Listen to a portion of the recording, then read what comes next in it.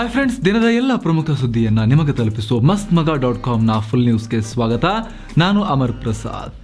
ಕೊರೋನಾದ ಹೊಸ ರೂಪದ ಬಗ್ಗೆ, ಒಮಿಕ್ರಾನ್ ಬಗ್ಗೆ ಜಗತ್ತಿನಾದ್ಯಂತ ಚರ್ಚೆ ಆಗ್ತಿರೋ ಬೆನ್ನಲ್ಲೇ ಇವತ್ತು ಸಂಜೆ ಸಿಎಂ ಬಸವರಾಜ ಬೊಮ್ಮಾಯಿ ತಜ್ಞರು ಮತ್ತು ಅಧಿಕಾರಿಗಳೊಂದಿಗೆ ಸಭೆ ನಡೆಸಿದರು. ಸಭೆಯಲ್ಲಿ ಹಲವು ಪ್ರಮುಖ ನಿರ್ಧಾರಗಳನ್ನು ಕೈಗೊಳ್ಳಲಾಯಿತು. ಈ ನಿರ್ಧಾರಗಳ ಬಗ್ಗೆ ಕಂದಾಯ ಮಂತ್ರಿ ಆರ್ ಅಶೋಕ್ ಮಾಹಿತಿಯನ್ನು ಕೊಟ್ಟರು. ಹೊಸ ವೈರಾಣು, ಹೊಸ ರೂಲ್ಸ್. ಈಗ ಕೇರಳ ಮತ್ತು ಮಹಾರಾಷ್ಟ್ರ ಗಡಿ ಜಿಲ್ಲೆಗಳಲ್ಲಿ ಕಟ್ಟೆಚ್ಚರ ವಹಿಸೋಕೆ ಸೂಚನೆ ಕೊಡಲಾಗಿದೆ. ವಿಶೇಷವಾಗಿ ಕೇರಳದೊಂದಿಗೆ ಗಡಿ ಹಂಚಿಕೊಂಡಿರುವ ದಕ್ಷಿಣ ಕನ್ನಡ, ಮೈಸೂರು, ಕೊಡಗು, ಚಾಮರಾಜನಗರ ಈ ಜಿಲ್ಲೆಗಳ ಡಿಸಿಗಳಿಗೆ ಎಚ್ಚರಿಕೆಯನ್ನು ಕೊಡಲಾಗಿದೆ, ಸೂಚನೆಯನ್ನು ಕೊಡಲಾಗಿದೆ. ದಿನದ 24 ಗಂಟೆಯೂ ಶಿಫ್ಟ್ ಆಧಾರದಲ್ಲಿ ಸಿಬ್ಬಂದಿಯನ್ನು ನಿಯೋಜಿಸಿ ಚೆಕ್ ಮಾಡಬೇಕು. ಇದಕ್ಕೆ ಪೊಲೀಸ್ ಇಲಾಖೆ ಮಾತ್ರವಲ್ಲದೆ ಬೇರೆ ಇಲಾಖೆಯವರ ಸಹಾಯ ಕೂಡ ಪಡೆಯಬಹುದು ಅಂತ ಹೇಳಿದ್ದಾರೆ. ಕೇರಳ ಮತ್ತು ಮಹಾರಾಷ್ಟ್ರದ ಗಡಿ ಜಿಲ್ಲೆಗಳಲ್ಲಿ ಡಿಸಿಗಳು ಚೆಕ್ ಪೋಸ್ಟ್ಗಳಿಗೆ ಸರ್ಪ್ರೈಸ್ ವಿಸಿಟ್ ಕೊಟ್ಟು ಪರಿಶೀಲಿಸಬೇಕು ಅಂತ ಕೂಡ ಹೇಳಲಾಗಿದೆ. ಕೇರಳ ಮತ್ತು ಮಹಾರಾಷ್ಟ್ರದಿಂದ ಬರುವವರಿಗೆ RT-PCR ನೆಗೆಟಿವ್ ರಿಪೋರ್ಟ್ ಕಡ್ಡಾಯ. 16 ದಿನದ ಹಿಂದೆ ಕೇರಳದಿಂದ ಬಂದ ವಿದ್ಯಾರ್ಥಿಗಳಿಗೆ ಮತ್ತೊಮ್ಮೆ RT-PCR ಪರೀಕ್ಷೆಯನ್ನು ಮಾಡಬೇಕು. ಹಾಸ್ಟೆಲ್ಗಳಲ್ಲಿರೋ ವಿದ್ಯಾರ್ಥಿಗಳಿಗೆ ಈಗಾಗಲೇ ನೆಗೆಟಿವ್ ಬಂದಿದ್ರೂ ಕೂಡ ಮತ್ತೊಮ್ಮೆ RT-PCR ಪರೀಕ್ಷೆಯನ್ನು ಮಾಡಬೇಕು. ಸರ್ಕಾರಿ ಕಚೇರಿ, hotel, mall, swimming pool, theatre, ಝೂಗಳಲ್ಲಿ ಕೆಲಸ ಮಾಡೋ ಸಿಬ್ಬಂದಿ 2 ಡೋಸ್ ಕೊರೋನಾ ಲಸಿಕೆಯನ್ನು ಹಾಕಿಸಿಕೊಂಡಿರುವುದು ಕಡ್ಡಾಯ. ಇಲ್ಲದೆ ಹೋದರೆ ಅವರನ್ನು ಒಳಗೆ ಬಿಡುವಂತಿಲ್ಲ.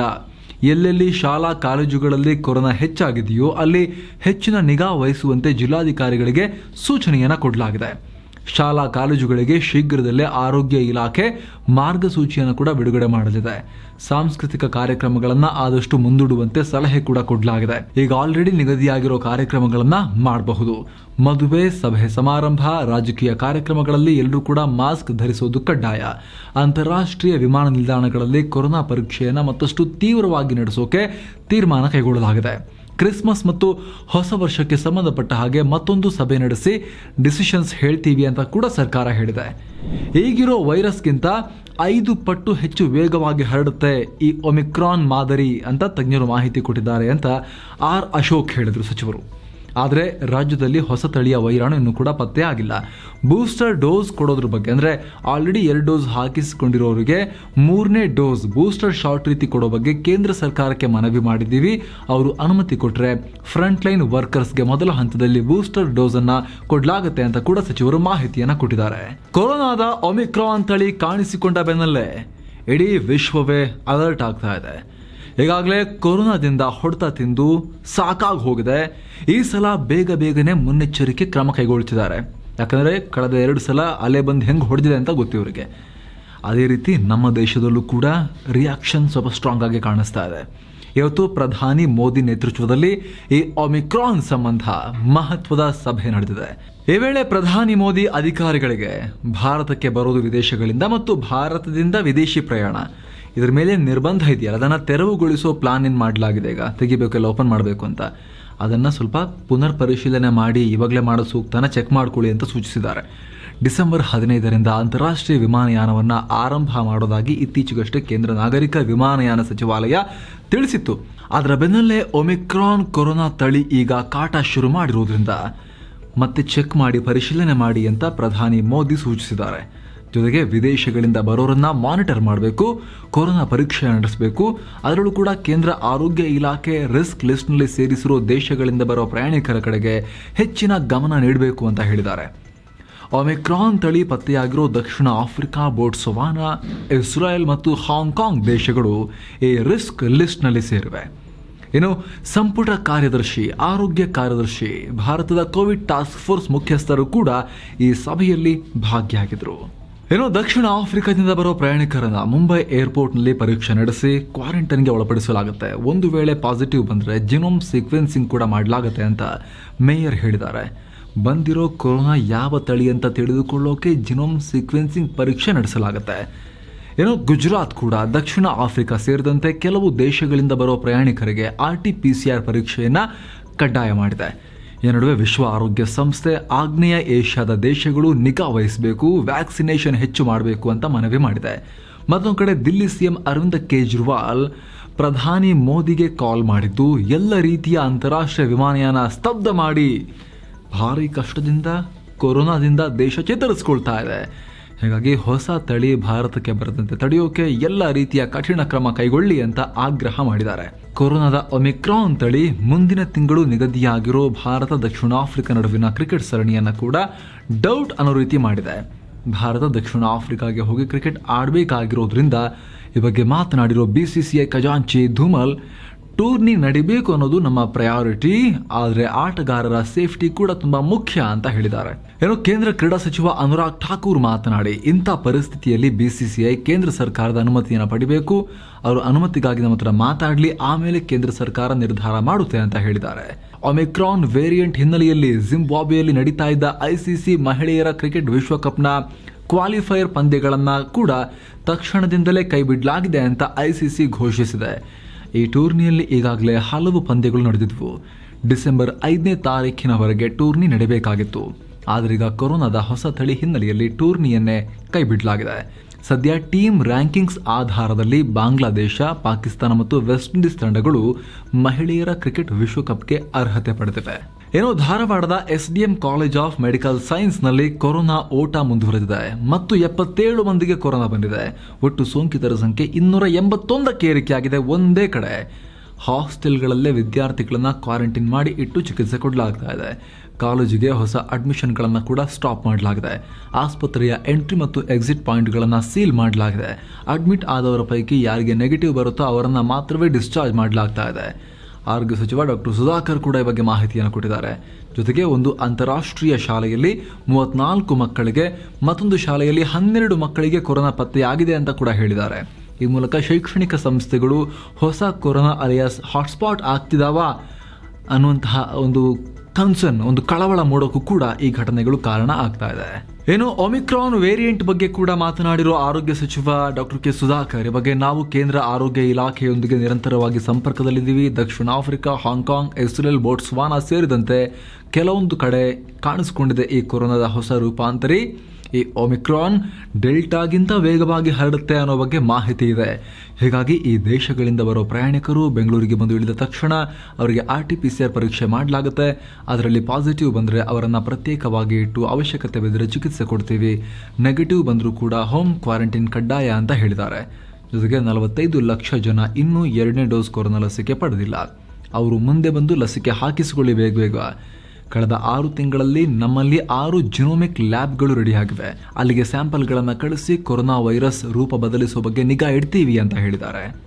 ಕೊರೋನಾದ ಸಾಕಷ್ಟು ವೇರಿಯಂಟ್ಸ್ ಬಂದಿವೆ, ರೂಪಾಂತರಿಗಳು. ಗ್ಯಾಮಾ, ಆಲ್ಫಾ, ಬೀಟಾ, ಕಪ್ಪ, ಲಂಬಡಾ, ಮೂ ಇತ್ಯಾದಿ ಇತ್ಯಾದಿ. ಏನಿದು ಹಾಗಾದರೆ, ಏನಕ್ಕೆ ಹಿಂಗೆ ಹೆಸರಿಡ್ತಾ ಇದ್ದಾರೆ?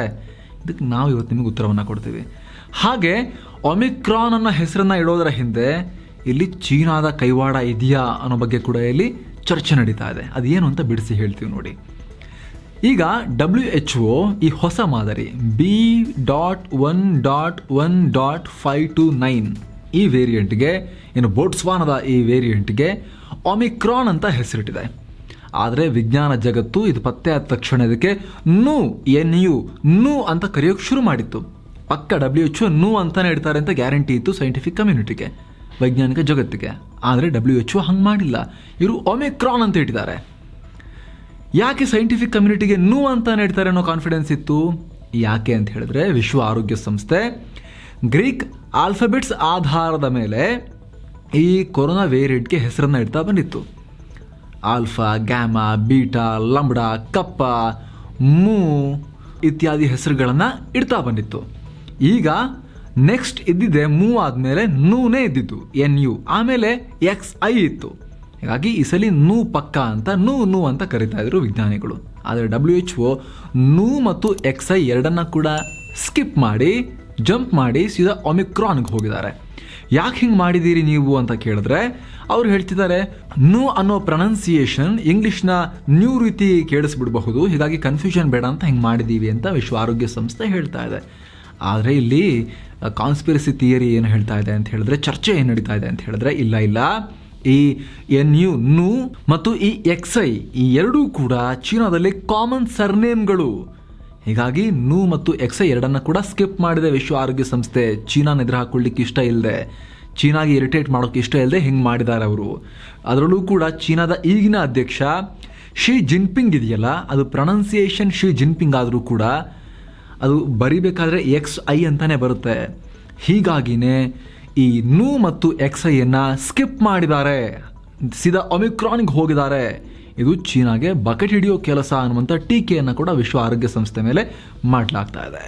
ಈ ನಡುವೆ ಬೆಂಗಳೂರಿನಿಂದ ಬಿಹಾರದ ಪಾಟ್ನಾಗೆ ಹಾರಾಟವನ್ನು ಆರಂಭ ಮಾಡಿದ್ದ ಗೋ ಏರ್ನ ವಿಮಾನದಲ್ಲಿ ಕೆಲ ಕಾಲ ಆತಂಕದ ವಾತಾವರಣ ನಿರ್ಮಾಣ ಆಗಿತ್ತು. 139 ಜನ ಪ್ರಯಾಣಿಕರು ಮತ್ತು ಕ್ರೂ ಮೆಂಬರನ್ನು ಹೊಂದಿದ್ದಂಥ ವಿಮಾನ ಇದು.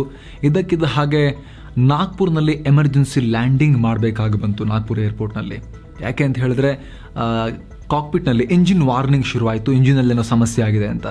ಹೀಗಾಗಿ ಪೈಲಟ್ ಸೇಫ್ ಆಗಿ ದಾರಿ ಮಧ್ಯೆ ನಾಗ್ಪುರ್ ಏರ್ಪೋರ್ಟ್ನಲ್ಲಿ ಲ್ಯಾಂಡ್ ಮಾಡಿದ್ರು. ಬಳಿಕ ಬದಲಿ ವಿಮಾನದ ವ್ಯವಸ್ಥೆ ಮಾಡಿ ಪ್ರಯಾಣಿಕರಿಗೆ ಮುಂದಕ್ಕೆ ಹೋಗೋಕೆ ಅವಕಾಶವನ್ನು ಮಾಡಿಕೊಡ್ಲಾಯಿತು. ಏನೋ ಬೆಂಗಳೂರಲ್ಲಿ ಅಕ್ರಮ ವಿದೇಶಿ ವಲಸಿಗರು, ವಿದೇಶದಿಂದ ಬಂದು ಇಲ್ಲಿ ಅಕ್ರಮವಾಗಿ ನೆಲೆಸಿರೋರ ಬಗ್ಗೆ ಬಹಳಷ್ಟು ಇಲ್ಲಿನ ಸ್ಥಳೀಯರಿಗೆ ಆಕ್ರೋಶ ಇದೆ. ಇಲ್ಲಿ ಬಂದು ಇಲ್ಲಿನ ಪರಿಸರವನ್ನು ಕೂಡ ಹಾಳು ಮಾಡ್ತಿದ್ದಾರೆ, ಸಂಸ್ಕೃತಿಯನ್ನು ಕೂಡ ಹಾಳು ಮಾಡ್ತಿದ್ದಾರೆ ಅಂತ. ಇದೀಗ 5 ವಿದೇಶಿ ಪ್ರಜೆಗಳನ್ನು ಫಾರಿನರ್ಸ್ ಆಕ್ಟ್ 1946 ಅಡಿಯಲ್ಲಿ ವಶಕ್ಕೆ ಪಡೆಯಲಾಗಿದೆ. ಇವರೆಲ್ಲ ವೀಸಾ ಅಥವಾ ಪ್ರಾಪರ್ ಡಾಕ್ಯುಮೆಂಟ್ಸ್ ಇಲ್ಲದೆ ಬೆಂಗಳೂರಿನಲ್ಲಿ ನೆಲೆಸಿದ್ರು. ಇದೀಗ ಅವರನ್ನ ಗಡೀಪಾರು ಮಾಡೋ ಪ್ರಕ್ರಿಯೆ ನಡೀತಾ ಇದೆ ಅಂತ ಪೊಲೀಸರು ಹೇಳಿದ್ದಾರೆ. ಏನೋ ಕರ್ನಾಟಕದ ಕೆಲವೊಂದು ಕಡೆ ಇವತ್ತು ಮಳೆಯಾಗಿದೆ. ಬೆಂಗಳೂರಿನಲ್ಲಿ ಬೆಳಗ್ಗೆಯಿಂದಲೇ ಮೋಡ ಕವಿದ ವಾತಾವರಣ ಇತ್ತು. ಕಳೆದ 24 ಗಂಟೆಯಲ್ಲಿ ಕೋಲಾರ ಜಿಲ್ಲೆ ಮುಳಬಾಗಿಲು ತಾಲೂಕಿನ ತಾಯಲೂರು ಅನ್ನೋ ಕಡೆ ಅತಿ ಹೆಚ್ಚು 7.5 ಮಿಲಿಮೀಟರ್ ಮಳೆಯಾಗಿದೆ. ಮುಂದಿನ 24 ಗಂಟೆಯಲ್ಲಿ ಕರ್ನಾಟಕದ ದಕ್ಷಿಣ ಒಳನಾಡು, ಮಲೆನಾಡು ಜಿಲ್ಲೆಗಳ ಕೆಲವೊಂದು ಕಡೆ ಮಳೆಯಾಗುವ ಸಾಧ್ಯತೆ ಇದೆ ಅಂತ ಭಾರತೀಯ ಹವಾಮಾನ ಇಲಾಖೆ ಮುನ್ಸೂಚನೆಯನ್ನು ಕೊಟ್ಟಿದೆ. ಈ ಹಿನ್ನೆಲೆಯಲ್ಲಿ ತುಮಕೂರು, ರಾಮನಗರ, ಮಂಡ್ಯ, ಮೈಸೂರು ಮತ್ತು ಕೊಡಗು ಜಿಲ್ಲೆಗಳಲ್ಲಿ ನವೆಂಬರ್ 28ನೇ ತಾರೀಕಿಗೆ ಯೆಲ್ಲೋ ಅಲರ್ಟ್ ಘೋಷಿಸಲಾಗಿದೆ. ಅತ ಆಂಧ್ರ ಮತ್ತು ತಮಿಳುನಾಡಿನ ಕೆಲವೊಂದು ಕಡೆ ಇವತ್ತು ಭಾರೀ ಮಳೆಯಾಗಿದ್ದು, ಇನ್ನೂ 1-2 ದಿನ ಮಳೆ ಆರ್ಭಟ ಮುಂದುವರಿಯೋ ಸಾಧ್ಯತೆ ಇದೆ ಅಂತ ಭಾರತೀಯ ಹವಾಮಾನ ಇಲಾಖೆ ಹೇಳಿದೆ. ಏನೋ ಅಕಾಲಿಕ ಮಳೆಯಿಂದಾಗಿ ಟೊಮ್ಯಾಟೊ ಬೆಳೆ ಹಾನಿಯಾಗಿದ್ದು, ಅದರ ಬೆಲೆ ಕೂಡ ಗಗನಕ್ಕೇರಿದೆ. ಭಾರತದಲ್ಲಿ ಟೊಮ್ಯಾಟೊದ ಬೆಲೆ 63% ಜಾಸ್ತಿಯಾಗಿದ್ದು, ಸರಾಸರಿ ಬೆಲೆ ಕೆಜಿಗೆ 67 ರೂಪಾಯಿ ಆಗಿದೆ. ಕೆಲವು ಕಡೆ 80-100 ರೂಪಾಯಿ ಅಂತೆಲ್ಲ ಬಾಯಿ ಬಂದಂಗೆ ರೇಟ್ ಇದೆ ಈಗ. ಆದರೆ ಡಿಸೆಂಬರ್ ತಿಂಗಳಲ್ಲಿ ಉತ್ತರ ಭಾರತದ ಹಲವು ರಾಜ್ಯಗಳಿಂದ ಹೊಸ ಬೆಳೆ ಬರುತ್ತೆ. ಇದರಿಂದ ದೇಶಾದ್ಯಂತ ಟೊಮೆಟೊ ಬೆಲೆ ಇಳಿಯುತ್ತೆ ಅಂತ ಕೇಂದ್ರ ಸರ್ಕಾರದ ಆಹಾರ ಮತ್ತು ಗ್ರಾಹಕ ವ್ಯವಹಾರಗಳ ಸಚಿವಾಲಯ ಮಾಹಿತಿಯನ್ನು ಕೊಟ್ಟಿದೆ. ಈ ವರ್ಷ ನವೆಂಬರ್ ತಿಂಗಳಲ್ಲಿ 19.62 ಲಕ್ಷ ಟನ್ ಟೊಮ್ಯಾಟೊ ಮಾರ್ಕೆಟ್ಗೆ ಬಂದರೆ, ಕಳೆದ ವರ್ಷ 21.32 ಲಕ್ಷ ಟನ್ ಟೊಮ್ಯಾಟೊ ಬಂದಿತ್ತು. ಆದರೆ ಡಿಸೆಂಬರ್ನಲ್ಲಿ ಪ್ರತಿ ವರ್ಷದಂತೆ ಟೊಮ್ಯಾಟೊ ಮಾರುಕಟ್ಟೆಗೆ ಫ್ರೆಶ್ ಕ್ರಾಪ್ ಬರುತ್ತೆ ಅಂತ ಸರ್ಕಾರ ಮಾಹಿತಿಯನ್ನು ಕೊಟ್ಟಿದೆ. ಕೃಷಿ ಸುಧಾರಣೆ ಕಾನೂನು ವಾಪಸ್ ಪಡೆಯೋದಾಗಿ ಅನೌನ್ಸ್ ಮಾಡಿದ್ರು, ಪ್ರತಿಭಟನೆ ಮುಂದುವರೆದಿದೆ. ಇದೇ ನವೆಂಬರ್ 29ನೇ ತಾರೀಕು ಸಂಸತ್ ಅಧಿವೇಶನ ಶುರುವಾಗಲಿದ್ದು, ಈ ವೇಳೆ ಸಂಸತ್ಗೆ ಮುತ್ತಿಗೆ ಹಾಕುವುದಾಗಿ ಸಂಯುಕ್ತ ಕಿಸಾನ್ ಮೋರ್ಚಾ ಅನೌನ್ಸ್ ಮಾಡಿತ್ತು. ಆದರೆ ಈಗ ಅದನ್ನು ರದ್ದುಪಡಿಸಲಾಗಿದೆ. ನಾವು ಈಗಾಗಲೇ ಪ್ರಧಾನಿ ಮೋದಿಗೆ ಲೆಟರ್ ಬರೆದಿದ್ದೀವಿ, ಹಲವಾರು ಬೇಡಿಕೆಗಳನ್ನು ಇಟ್ಟಿದ್ದೀವಿ. ಹೀಗಾಗಿ ಡಿಸೆಂಬರ್ 4ರವರೆಗೆ ಕಾದು ನೋಡ್ತೀವಿ, ಆಮೇಲೆ ಮುಂದಿನ ಹೆಜ್ಜೆ ಇಡ್ತೀವಿ. ಸದ್ಯಕ್ಕೆ ಡಿಸೆಂಬರ್ 29ಕ್ಕೆ ನಡೀಬೇಕಾಗಿದ್ದ ಸಂಸತ್ ಚಲೋ ರದ್ದು ಮಾಡಿದ್ದೀವಿ ಅಂತ ಸಂಯುಕ್ತ ಕಿಸಾನ್ ಮೋರ್ಚಾ ಹೇಳಿದೆ. ಈ ನಡುವೆ ಪ್ರತಿಕ್ರಿಯಿಸಿರೋ ಕೇಂದ್ರ ಕೃಷಿ ಸಚಿವ ನರೇಂದ್ರ ಸಿಂಗ್ ತೋಮರ್, ಕೇಂದ್ರ ಸರ್ಕಾರ ಕೃಷಿ ಸುಧಾರಣೆ ಮಸೂದೆಗಳನ್ನು ವಾಪಸ್ ಪಡೆಯೋಕೆ ನಿರ್ಧಾರ ಮಾಡಿದೆ. ಹೀಗಾಗಿ ಈಗ ಪ್ರತಿಭಟನೆಗೆ ಅರ್ಥನೇ ಇಲ್ಲ. ಹೀಗಾಗಿ ಎಲ್ಲರೂ ಪ್ರತಿಭಟನೆ ಅಂತ್ಯಗೊಳಿಸಿ ತಮ್ಮ ತಮ್ಮ ಮನೆಗಳಿಗೆ ಹೋಗಬೇಕು ಅಂತ ಮನವಿ ಮಾಡಿದ್ದಾರೆ. ಜೊತೆಗೆ ಪ್ರತಿಭಟನೆಯಲ್ಲಿ ಮೃತಪಟ್ಟ ರೈತರಿಗೆ ಪರಿಹಾರ ಕೊಡೋದು, ಕೇಸ್ ವಾಪಸ್ ಪಡೆಯೋದು ನಮ್ಮ ಕೈಯಲ್ಲಿ ಇಲ್ಲ, ರಾಜ್ಯಗಳ ಕೈಯಲ್ಲಿದೆ ಅಂತ ಹೇಳಿದ್ದಾರೆ. ಇನ್ನು ಸೋಮವಾರದಂದು ಅಧಿವೇಶನ ಶುರುವಾಗಲಿದ್ದು, ನರೇಂದ್ರ ಸಿಂಗ್ ತೋಮರ್ ಕೃಷಿ ಸುಧಾರಣೆ ಕಾಯ್ದೆಗಳನ್ನು ವಾಪಸ್ ಪಡೆಯುವ ಮಸೂದೆ ಮಂಡಿಸುವ ಸಾಧ್ಯತೆ ಇದೆ. ಯಾಕಂದರೆ ಈಗಾಗಲೇ ಪಕ್ಷದ ಎಲ್ಲ ಸಂಸದರಿಗೆ ವಿಪ್ ನೀಡಿರೋ ಬಿಜೆಪಿ ಮಿಸ್ ಮಾಡದೆ ಕಲಾಪದಲ್ಲಿ ಹಾಜರಿರುವಂತೆ ಸೂಚಿಸಿದೆ. ಹಾಗೆ ಪ್ರತಿಭಟನಾಕಾರರ ಹೊಸ ಬೇಡಿಕೆಗಳ ಪೈಕಿ MSP ಕುರಿತು ಕಾನೂನು ತರಬೇಕು ಅನ್ನೋದು ಕೂಡ ಪ್ರಮುಖವಾಗಿರೋ ಬೇಡಿಕೆ. ಆದರೆ ಈ ಬಗ್ಗೆ ಪ್ರತಿಕ್ರಿಯಿಸಿರುವ ಹರಿಯಾಣ CM ಮನೋಹರ್ ಲಾಲ್ ಖಟ್ಟರ್, MSP ಅಂದರೆ ಕನಿಷ್ಠ ಬೆಂಬಲ ಬೆಲೆ ಸಂಬಂಧ ಕಾನೂನು ತರೋಕೆ ಸಾಧ್ಯ ಇರೋ ಹಾಗೆ ಕಾಣಿಸ್ತಾ ಇಲ್ಲ. ಯಾಕಂದರೆ ಒಂದು ವೇಳೆ ಇದರ ಸಂಬಂಧ ಕಾನೂನು ತಂದರೆ ಬೆಳೆಯನ್ನು ಯಾರು ಖರೀದಿಸದೇ ಇದ್ರೆ ಅದನ್ನು ಸರ್ಕಾರವೇ ಖರೀದಿ ಮಾಡಬೇಕಾಗತ್ತೆ, ಸರ್ಕಾರದ ಮೇಲೆ ಒತ್ತಡ ಸೃಷ್ಟಿಯಾಗುತ್ತೆ ಅಂತ ಹೇಳಿದ್ದಾರೆ. ಗುಜರಾತ್ನ ಗಲ್ಫ್ ಆಫ್ ಕಚ್ನಲ್ಲಿ 2 ಹಡಗುಗಳು ಡಿಕ್ಕಿಯಾಗಿವೆ. MVS ಏವಿಯೇಟರ್ ಮತ್ತು ಅಟ್ಲಾಂಟಿಕ್ ಗ್ರೇಸ್ ಅನ್ನುವಂಥ 2 ಹಡಗುಗಳು ಡಿಕ್ಕಿಯಾಗಿವೆ. ಆದರೆ ಯಾವುದೇ ರೀತಿಯಲ್ಲೂ ಕೂಡ ಪ್ರಾಣಹಾನಿ ಆಗಿಲ್ಲ. ಇಲ್ಲಿ ಯಾವುದೇ ಆಯಿಲ್ ಲೀಕ್ನಂತಹ ಘಟನೆ ಕೂಡ ಈ ಕ್ಷಣಕ್ಕೆ ವರದಿಯಾಗಿಲ್ಲ. ಆದರೂ ಕೂಡ ಕೋಸ್ಟ್ ಗಾರ್ಡ್ನ ಹಡಗುಗಳನ್ನು ಹಾಗೂ ಪೊಲ್ಯೂಷನ್ ಕಂಟ್ರೋಲ್ ವೆಸಲ್ಸನ್ನು, ಹಡಗುಗಳನ್ನು ನಾವು ರೆಡಿ ಇಟ್ಕೊಂಡಿದ್ದೀವಿ ಅಂತ ಅಧಿಕಾರಿಗಳು ಮಾಹಿತಿಯನ್ನು ಕೊಟ್ಟಿದ್ದಾರೆ. 2002ರ ಗೋಧ್ರಾದಲ್ಲಿ ಸಬರ್ಮತಿ ಎಕ್ಸ್ಪ್ರೆಸ್ ರೈಲಿಗೆ ಬೆಂಕಿ ಹಚ್ಚಿದ ಪ್ರಕರಣ. ಈ ಪ್ರಕರಣದ ನಂತರ ಗುಜರಾತ್ನಾದ್ಯಂತ ಕೋಮುಗಲಭೆ ಕೂಡ ಉಂಟಾಗಿತ್ತು. ಈ ಪ್ರಕರಣದ ಅಪರಾಧಿ ಹಾಜಿ ಬಿಲಾಲ್ ಅನಾರೋಗ್ಯದಿಂದ ಪ್ರಾಣ ಬಿಟ್ಟಿದ್ದಾನೆ. ಈತನಿಗೆ ಜೀವಾವಧಿ ಶಿಕ್ಷೆಯನ್ನು ವಿಧಿಸಲಾಗಿತ್ತು. ಆದರೆ 3-4 ವರ್ಷಗಳಿಂದ ತೀವ್ರ ಅನಾರೋಗ್ಯದಿಂದ ಬಳಲ್ತಾ ಇದ್ದ ಈತನನ್ನ ನವೆಂಬರ್ 22ನೇ ತಾರೀಕು ಆಸ್ಪತ್ರೆಗೆ ದಾಖಲು ಮಾಡಲಾಗಿತ್ತು. ಆದರೂ ಕೂಡ ಚಿಕಿತ್ಸೆ ಫಲಕಾರಿಯಾಗದೆ ಈತ ಪ್ರಾಣ ಬಿಟ್ಟಿದ್ದಾನೆ ಅಂತ ಪೊಲೀಸರು ಮಾಹಿತಿಯನ್ನು ಕೊಟ್ಟಿದ್ದಾರೆ. ಆರ್ಜೆಡಿ ನಾಯಕ ಲಾಲೂ ಪ್ರಸಾದ್ ಯಾದವ್ ಜ್ವರದಿಂದ ಬಳಲ್ತಾ ಇದ್ದಾರೆ. ದಿಲ್ಲಿಯ ಏಮ್ಸ್ ಆಸ್ಪತ್ರೆಗೆ ದಾಖಲಾಗಿದ್ದಾರೆ. 3 ವರ್ಷಗಳ ಬಳಿಕ ಕಳೆದ ತಿಂಗಳಷ್ಟೇ ಲಾಲೂ ಪ್ರಸಾದ್ ಯಾದವ್ ಬಿಹಾರಕ್ಕೆ ಮರಳಿದ್ರು. ಮೇವು ಹಗರಣದಲ್ಲಿ ಜೈಲು ಸೇರಿದ್ದ ಲಾಲೂಗೆ ಏಪ್ರಿಲ್ ತಿಂಗಳಲ್ಲಿ ಜಾರ್ಖಂಡ್ ಹೈಕೋರ್ಟ್ ಜಾಮೀನನ್ನು ಕೊಟ್ಟಿತ್ತು. ಪಾಕಿಸ್ತಾನ ಜಮ್ಮು ಕಾಶ್ಮೀರದ ಒಳಗೆ ಭಾರಿ ಪ್ರಮಾಣದಲ್ಲಿ ಮಾದಕ ವಸ್ತು ಸಾಗಿಸ್ತಾ ಇದೆ. ಭಯೋತ್ಪಾದನೆಗೆ ದುಡ್ಡು ವ್ಯವಸ್ಥೆ ಮಾಡೋಕೆ ಪ್ಲಾನ್ ಮಾಡಿಕೊಂಡು ಈ ರೀತಿ ಮಾಡ್ತಿದೆ ಅಂತ ಜಮ್ಮು ಕಾಶ್ಮೀರ ಪೊಲೀಸ್ ಮುಖ್ಯಸ್ಥ ದಿಲ್ಬಾಗ್ ಸಿಂಗ್ ಹೇಳಿದ್ದಾರೆ. ರಸ್ತೆಯಲ್ಲಿ ರ್ಯಾಶ್ ಡ್ರೈವಿಂಗ್ ಮಾಡಿ ಹಲವರಿಗೆ ಗಾಯ ಮಾಡಿದ ವ್ಯಕ್ತಿಯನ್ನ ಪೊಲೀಸರು 16 ವರ್ಷಗಳ ಬಳಿಕ ಅರೆಸ್ಟ್ ಮಾಡಿದ್ದಾರೆ. ಜಮ್ಮು ಕಾಶ್ಮೀರದ ಅನಂತ್ನಾಗ್ನಲ್ಲಿ ಸಿಕ್ಕಿಬಿದ್ದ ಆರೋಪಿಯನ್ನ ಕೋರ್ಟ್ ಮುಂದೆ ಹಾಜರುಪಡಿಸಿದ್ದಾರೆ. ಬಂಧಿತನನ್ನ ಮಂಜೂರ್ ಘನೈ ಅಂತ ಗುರುತಿಸಲಾಗಿದೆ. 16 ವರ್ಷಗಳ ಬಳಿಕ ರ್ಯಾಶ್ ಡ್ರೈವಿಂಗ್ ಮಾಡಿದ ವ್ಯಕ್ತಿಯನ್ನ ಪೊಲೀಸರು ಹಿಡಿದಾಕಿದ್ದಾರೆ. ಏನು ಭಾರತ ಮತ್ತು ನ್ಯೂಜಿಲೆಂಡ್ ನಡುವಿನ ಮೊದಲ ಟೆಸ್ಟ್ನ 3ನೇ ದಿನದ ಆಟದಲ್ಲಿ ಭಾರತ 14 ರನ್ಗಳಿಗೆ 1 ವಿಕೆಟ್ ಕಳೆದುಕೊಂಡು ನಾಳೆ ಮತ್ತೆ ಮ್ಯಾಚನ್ನು ಕಂಟಿನ್ಯೂ ಮಾಡುತ್ತೆ. ಮೊದಲ ಇನ್ನಿಂಗ್ಸ್ನಲ್ಲಿ ಭಾರತ 345 ರನ್ ಗಳಿಸಿತ್ತು. ಎರಡನೇ ಇನ್ನಿಂಗ್ಸ್ನಲ್ಲಿ 14 ರನ್ಗೆ 1 ವಿಕೆಟ್ ಹೋಗಿದೆ ದಿನದ ಆಟದ ಅಂತ್ಯಕ್ಕೆ. ಇದು ಹಿಂಗೆ ಸಾಧ್ಯ ಆಯಿತು? ನಿನ್ನೆ ನ್ಯೂಜಿಲೆಂಡ್ ಓಪನರ್ಸ್ ಬಹಳ ಚೆನ್ನಾಗಿ ಆಡಿದ್ರಲ್ಲ ಅಂತ ನಿಮಗೆ ಪ್ರಶ್ನೆ ಬರಬಹುದು. ನ್ಯೂಜಿಲೆಂಡ್ ಫಸ್ಟ್ ಇನ್ನಿಂಗ್ಸ್ನಲ್ಲಿ ಓಪನರ್ಸ್ ತುಂಬ ಚೆನ್ನಾಗಿ ಆಡಿದ್ರು. ಟಾಮ್ ಲಾಥಮ್ 95 ರನ್ ಬಾರಿಸಿದ್ರು. ವಿಲ್ ಯಂಗ್ 89 ರನ್ ಬಾರಿಸಿದ್ರು. ಇವರು ಬಹಳ ಕಷ್ಟ ಕೊಡ್ತಾರೆ ಇಂಡಿಯಾಗೆ ಈ ಸಲ ಅಂತ ಎಲ್ಲರೂ ಕೂಡ ಅಂದ್ಕೊಂಡಿದ್ರು. ಅಷ್ಟರಲ್ಲಿ ಭಾರತದ ಸ್ಪಿನ್ನರ್ಗಳು ಮ್ಯಾಜಿಕ್ ಮಾಡಿದ್ರು. Akshar Patel 5 wicket, Ashwin 3 wicket. ಇದರ ಪರಿಣಾಮ 296ಕ್ಕೆ ನ್ಯೂಜಿಲೆಂಡ್ ಆಲ್ಔಟ್ ಆಗೋಯ್ತು. ಭಾರತ ಸೆಕೆಂಡ್ ಇನ್ನಿಂಗ್ಸ್ ಅನ್ನು ಆರಂಭ ಮಾಡಿದೆ. ದಿನದ ಆಟದ ಅಂತ್ಯಕ್ಕೆ ಆಗಲೇ ಹೇಳಿದ ಹಾಗೆ 14 ರನ್ಗೆ 1 ವಿಕೆಟ್ ಹೋಗಿದೆ. ಶುಭ್ಮನ್ ಗಿಲ್ 1 ರನ್ ಗಳಿಸಿ ಔಟ್ ಆಗಿದ್ದಾರೆ. ಮಯಾಂಕ್ ಅಗ್ರವಾಲ್ ಮತ್ತು ಪುಜಾರ ಕ್ರೀಸ್ನಲ್ಲಿದ್ದಾರೆ. ಬನ್ನೀಗ ಕ್ವಿಕ್ ಆಗಿ ರಾಜ್ಯ, ರಾಷ್ಟ್ರ ಹಾಗೂ ಜಾಗತಿಕ ಮಟ್ಟದ ಕೊರೋನಾ ಅಪ್ಡೇಟ್ ನೋಡ್ಕೊಂಡು ಬರೋಣ. ಮೊದಲಿಗೆ ರಾಜ್ಯದ ನಂಬರ್ ಸರದಿ. ಕರ್ನಾಟಕದಲ್ಲಿಂದು 322 ಜನರಿಗೆ ಹೊಸದಾಗಿ ಕೊರೋನಾ ಸೋಂಕು ತಾಗಿದ್ದು 3 ಜನ ಮೃತಪಟ್ಟಿದ್ದಾರೆ. ಈ ಮೂಲಕ ಒಟ್ಟು ಸೋಂಕಿತರ ಸಂಖ್ಯೆ 29,95,185 ಆಗಿದ್ದು ಒಟ್ಟು ಮೃತಪಟ್ಟವರ ಸಂಖ್ಯೆ 38,196 ಆಗಿದೆ. ಇಂದು 176 ಸೋಂಕಿತರು ಗುಣಮುಖರಾಗಿದ್ದು ಒಟ್ಟು ಗುಣಮುಖರಾದವರ ಸಂಖ್ಯೆ 29,50,306 ಆಗಿದೆ. ಕರ್ನಾಟಕದಲ್ಲಿ ಇನ್ನೂ ಕೂಡ 6,754 ಸೋಂಕಿತರು ಚಿಕಿತ್ಸೆ ಪಡೆಯುತ್ತಿದ್ದಾರೆ. ಇವತ್ತು 94,000ಕ್ಕೂ ಅಧಿಕ ಪರೀಕ್ಷೆಗಳನ್ನು ಮಾಡಲಾಗಿದ್ದು ಇದುವರೆಗೆ ಒಟ್ಟು 5,30,00,000ಕ್ಕೂ ಅಧಿಕ ಟೆಸ್ಟ್ಗಳನ್ನು ಮಾಡಿದಂತಾಗಿದೆ. ಕರ್ನಾಟಕದಲ್ಲಿ ಇದುವರೆಗೆ 7,29,00,000ಕ್ಕೂ ಅಧಿಕ ಡೋಸ್ ಕೊರೋನಾ ಲಸಿಕೆಯನ್ನು ಕೂಡ ಹಾಕಲಾಗಿದೆ. ಇಂದು ಕಾಯಿಲೆಗೆ ಬಲಿಯಾದವರ ಮಾಹಿತಿ ನೋಡೋದಾದ್ರೆ ಚಿತ್ರದುರ್ಗ 1, ಧಾರವಾಡ ಹಾಗೂ ತುಮಕೂರಿನಲ್ಲೂ ಕೂಡ ತಲಾ 1.